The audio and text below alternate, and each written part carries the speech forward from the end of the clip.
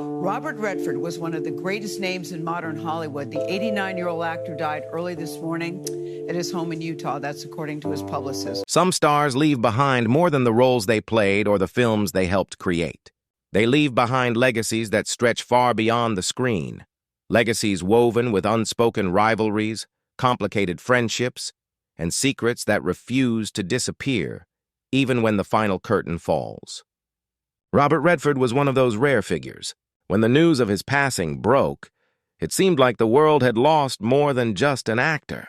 We had lost a piece of Hollywood's golden age, a symbol of artistry and independence, and a man whose story was far more layered than the polished surface he presented to the world.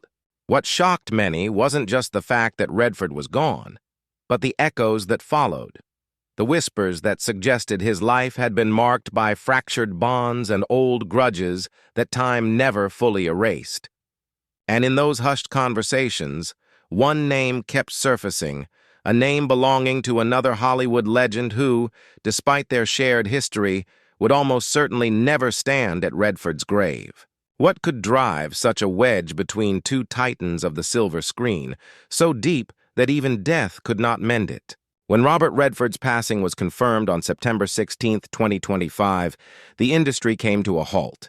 News outlets across the globe reported his death with reverence, recalling the 6 decades in which he had defined the look, the voice, and the spirit of American cinema.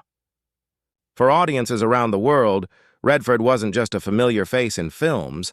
He was the embodiment of an era when Hollywood still seemed untouchable, when stars carried themselves like legends, and when each performance felt like a moment in history. His loss sparked a wave of reflection, not just for his achievements, but for the way he had quietly shaped culture in ways few could rival. Redford's career was unusual in that it refused to be boxed into one category. He wasn't only a leading man who filled theaters in the 1960s and 1970s. He wasn't only an Oscar-winning director whose behind-the-camera vision carried as much weight as his acting. And he wasn't only the founder of Sundance, an institute and film festival that changed the course of independent filmmaking forever. He was all of these things at once, a man who balanced the glamour of stardom with the seriousness of an artist who wanted his work to matter. But as the tributes poured in, another picture began to emerge, one that spoke less about the spotlight and more about how he had gradually stepped out of it, retreating into the quiet spaces of his life long before death forced him to. The shift had been years in the making, but the world truly noticed it in 2018. When Redford finally confirmed what had long been rumored, he was retiring from acting. For years, he had dropped hints in interviews, suggesting he might step back, but always leaving a trace of doubt. This time, though, there was no hesitation. While promoting The Old Man and the Gun, a quiet, reflective film about an aging outlaw who simply couldn't let go of his passion, Redford admitted that this was the end of the road for him as an actor. The irony wasn't lost on anyone. Here was a man playing a character who refused to stop chasing the thrill of his craft, and in doing so, Redford was confessing that he too had struggled to know when to say goodbye. The parallels between the role and his own life made the film more than just another project. It became a symbol of his career's closing act. When asked why he had chosen this moment to finally step back, Redford's answer was simple, almost understated. He told the Associated Press that as he was moving deeper into his 80s, he wanted to spend more time with his wife and family, to enjoy the years that remained without the constant demand of Hollywood pulling him in different directions. After more than 6 decades of being in the public eye, Redford seemed ready to trade red carpets for quiet evenings at home, premieres for family dinners, and scripts for the peace of his ranch. It sounded like a graceful ending, the kind of retirement that felt fitting for a man who had always tried to carry himself with dignity, even when Hollywood itself was chaotic and unforgiving. And yet, even with this declaration of finality, Redford wasn't entirely done. Hollywood had one last surprise in store for him, a moment that would not only give fans a final glimpse of him on the big screen, but also seal his legacy in a way no one could have predicted. That moment came in 2019, just 1 year after he had said goodbye. In 2019, Just a year after the world thought they had seen Robert Redford for the last time, his face appeared on the screen once more. It wasn't in a quiet, independent film or a reflective drama like those that had defined so much of his later career. Instead, it was in one of the biggest films in history, Avengers Endgame. The role was small, just a cameo, but it carried enormous significance. Redford reprised his part as Alexander Pierce, a character he had first introduced years earlier in Captain America, the Winter Soldier. For audiences who knew Redford primarily as the charming outlaw in Butch Cassidy and the Sundance Kid, or the intense, driven journalist in All the President's Men, it felt like an odd choice. Why would a man who had spent a lifetime building a career on weighty, character-driven stories step into the colorful, spectacle-filled world of the Marvel franchise? For Redford, the answer had little to do with money or fame. At this point in his career, he had nothing left to prove. His motivation was curiosity. He admitted that he wanted to experience firsthand the new technologies and storytelling methods that modern Hollywood was embracing. It wasn't about being part of a blockbuster. It was about seeing what the future of film looked like, on set surrounded by green screens, advanced effects, and an atmosphere more akin to a digital playground than the gritty realism he had spent decades mastering.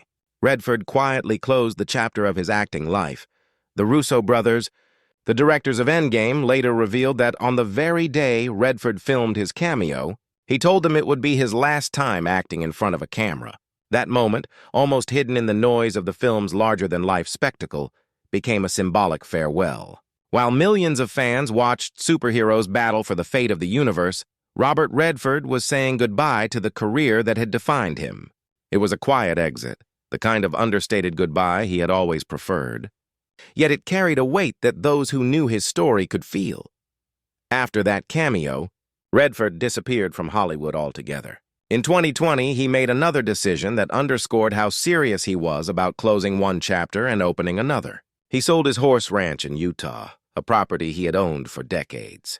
For years, that ranch had been more than just a home, it had been a sanctuary. A place where he could escape the glare of the cameras, reconnect with the land, and live as far away as possible from the chaos of Hollywood. By selling it, Redford was not only letting go of a beloved piece of his past, but he was also signaling to the world that his focus was shifting permanently. Instead, he concentrated on his other properties, particularly his home in Provo Canyon and his Sundance retreat. These weren't just residences. They were living symbols of who Robert Redford was outside of the screen. Sundance especially represented his greatest contribution beyond his own acting and directing. Founded in 1981, the Sundance Institute and its annual film festival became the birthplace of modern independent cinema. Countless filmmakers who might have been ignored by the Hollywood system found their voices amplified through Sundance. For Redford, this was his true legacy, creating space for new stories, voices, and visions to emerge. Yet, as the years passed and Redford grew quieter, the whispers about his personal life only seemed to grow louder. Hollywood is rarely kind to its icons, and even as people celebrated his contributions, there were reminders that his journey hadn't been free of tension. Like many stars of his generation, Redford had relationships that soured, friendships that dissolved into rivalries, and grudges that time never seemed to erase. Some were private, kept behind closed doors. Others played out in the open, subtly visible in the way certain actors, directors, or producers spoke of him, or didn't. When the news of his passing broke, tributes from co-stars and admirers flooded in. But noticeably absent were a few names that people expected to hear from. Hollywood is a small world, and the absence of certain voices was enough to spark speculation.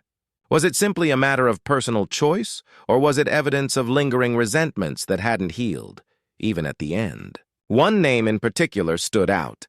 Another Hollywood legend, equal in power and stature to Redford, who seemed determined to keep his distance. The two men had once stood shoulder to shoulder, both admired and envied. Yet the passage of time had turned them into quiet adversaries.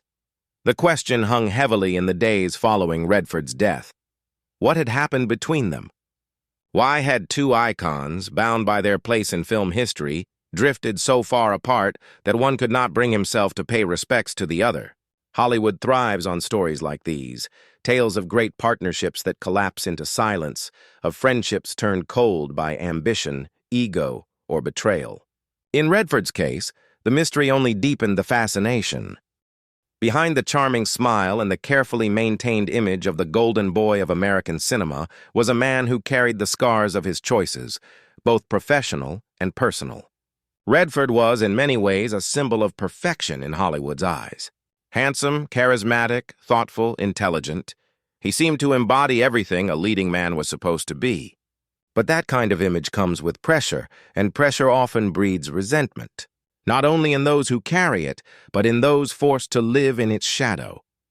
By the time Redford left the stage, the divide between him and this other Hollywood giant was complete. Their story was no longer one of shared triumphs, but of an unspoken rivalry that would endure even into death. The story of Robert Redford cannot be told without acknowledging the complicated relationships that defined much of his time in Hollywood. For all his success, he was not untouched by the rivalries, disappointments, and grudges that so often come with a career lived under the spotlight. To understand Redford's final years and the silence of certain peers when he passed, we need to look back at the moments when admiration turned into competition and friendship transformed into distance. Hollywood has always thrived on duos, partnerships that become greater than the sum of their parts. For Redford, the most famous of these came in 1969 with Butch Cassidy and the Sundance Kid. Paired alongside Paul Newman, Redford found not only the role that would define him, but also the on-screen chemistry that launched him into superstardom. Newman was already an established star, admired and respected, and Redford's youthful energy provided the perfect counterbalance. Together, they created one of the most iconic partnerships in film history. For audiences, they seemed inseparable, bound by mutual admiration and camaraderie. But behind the scenes, the reality was more nuanced.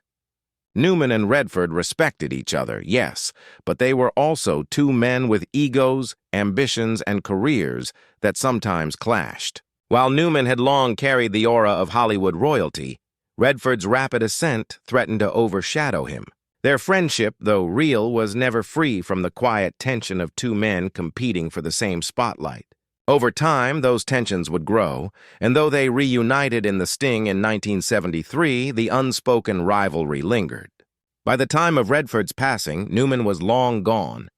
But those who remembered their dynamic knew that their relationship had been as complex as it was legendary. And Newman wasn't the only star with whom Redford shared a fraught connection.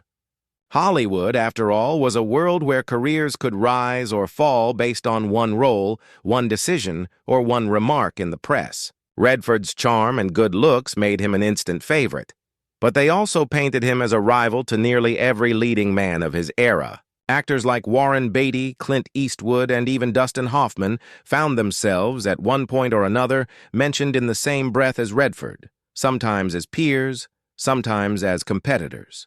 In a town that rewards ego as much as talent, that kind of comparison could easily create friction. One particular rivalry became the stuff of Hollywood legend. Though never openly confirmed, whispers followed Redford and Beatty throughout their careers. Both men were strikingly handsome, both were leading men of their generation, and both sought to prove that they were more than just pretty faces. Beatty pursued producing and directing, carving out a reputation as a daring filmmaker. Redford, in turn, would do the same, eventually earning an Academy Award for directing Ordinary People. But where Beatty was flamboyant, outspoken, and politically charged, Redford was quieter, calculated, and measured. The contrast made them foils of one another, and though they occasionally crossed paths, there was a cool distance between them that never quite melted. Redford's determination to protect his image also played a role in the relationships he carried, or failed to carry, with others in Hollywood. Unlike some of his peers, he guarded his private life fiercely. He avoided scandal where possible, kept his family largely out of the spotlight, and cultivated an aura of control. For some, this earned respect. For others, it fueled resentment. In a town where vulnerability and excess were often on full display, Redford's restraint could be mistaken for arrogance. Those who felt slighted by him rarely forgot it. As the years wore on, the grudges deepened. Some were over creative differences, projects lost, roles stolen, or credit disputed. Others were personal, the kind of wounds that never fully heal.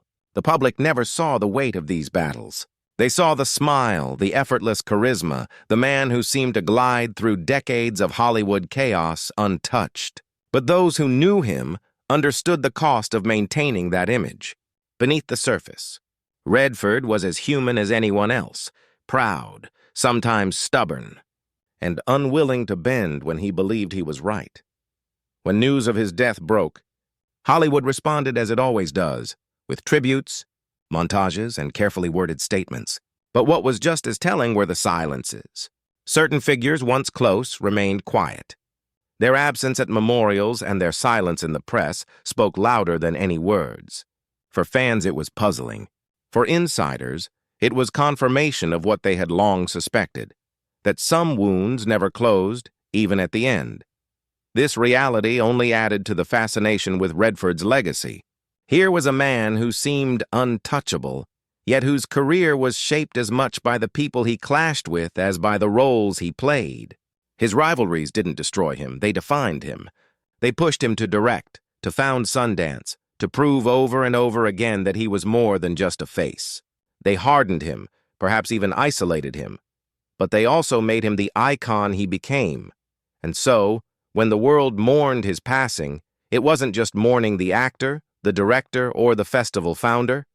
It was mourning the contradictions, the complexities, the parts of him that were messy and imperfect. The Hollywood legend who had carried grudges, who had fractured friendships, who had competed as fiercely off-screen as he did on it. A man who, despite his golden boy image, left behind a legacy as complicated as the industry itself.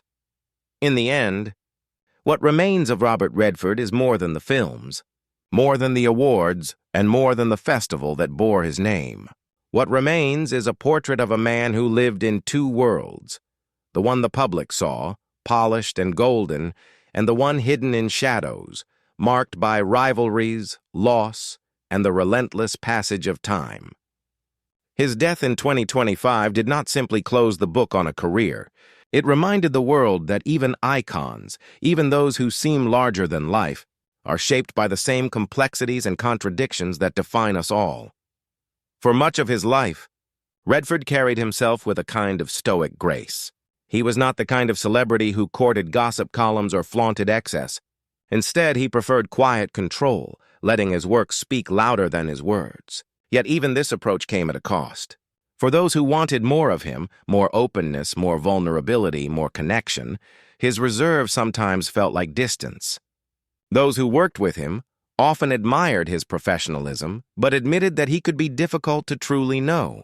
It was this balance of intimacy on screen but restraint off it that left many wondering who Robert Redford really was when the cameras weren't rolling.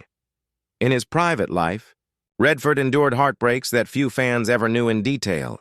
His first marriage to Lola Van Wagenen ended in divorce after nearly 3 decades, a split that weighed heavily on him even as he tried to move forward. He experienced the unimaginable pain of losing a child, a grief that never fully leaves a parent no matter how many years pass. Friends often noted that beneath his calm exterior was a man shaped by loss, someone who understood that life could take everything away in an instant. Perhaps it was this awareness that fueled his retreat from Hollywood in later years, as if he understood better than most the need to hold tightly to what really mattered. By the time he stepped away, Redford had already given more to the industry than most ever could. His acting career produced unforgettable performances, roles that captured everything from roguish charm to quiet intensity. As a director, he proved that his artistry extended beyond his face and voice, crafting stories with depth and empathy. And through Sundance, he left an imprint that stretched far beyond his own lifetime, creating a platform for storytellers who might otherwise have been silenced by the machinery of mainstream Hollywood. For many, this alone would be enough to define him. Not the rivalries, not the grudges, but the generosity of creating space for others to succeed. And yet, the rivalries cannot be erased. They are part of the truth, part of what made Redford who he was. His complicated bond with Paul Newman, the quiet competition with Warren Beatty, the unspoken tensions with others of his era, all of it shaped him as much as his triumphs. To ignore these chapters would be to present a false picture of a man who was never as untouchable as his image suggested. He was admired, but he was also envied. He was respected, but he was also resented. He was loved, but he was also kept at arm's length. In this way, Robert Redford's story is not just about the glamour of Hollywood, but about its unavoidable price. When fans gathered online to share their memories after his passing, the comments reflected this duality. Some remembered the way his films had changed their lives the first time they saw him on screen, the charisma that leapt out from his eyes. Others spoke of Sundance, how it had given them or people they admired the chance to tell stories that would never have been funded by big studios. But woven among these tributes were questions, the kind that always linger after a star's light goes out. Who didn't come to his funeral? Why were certain names silent in their remembrance? What grudges did he carry to the grave? These questions may never be answered. Perhaps they shouldn't be. Perhaps part of Redford's allure, even in death, is the mystery he so carefully maintained in life. Unlike some of his peers, he never laid everything bare. He never let the world in on every private detail, never surrendered to the confessional culture that consumed later generations of celebrities. In doing so, he preserved a sense of distance, a sense of control. But that same distance left gaps that others would fill with speculation, with whispers, with the stories of rivalries and grudges that now form part of his legend. Robert Redford will be remembered as a star who carried American cinema on his shoulders for decades, but also as a man who remained, to the very end, slightly out of reach. His life was marked by triumphs and tragedies, friendships and rivalries, love and loss. He changed the industry not only by what he gave to it, but by what he demanded of it. That films could be art, that stories could be meaningful, that independent voices deserved to be heard. At the same time, his legacy is marked by the human flaws he could never escape, the grudges that never healed, and the relationships that fractured along the way. And so, when the curtain fell for the last time, the world mourned not just the actor, not just the director, not just the founder of Sundance, but the man caught in between, the golden boy who carried shadows with him wherever he went. For every tribute there will be a whisper, for every memory a question left unanswered. That, perhaps, is the final truth of Robert Redford, a man whose light was undeniable, but whose story will forever remain unfinished, suspended between the image and the reality, the myth and the man.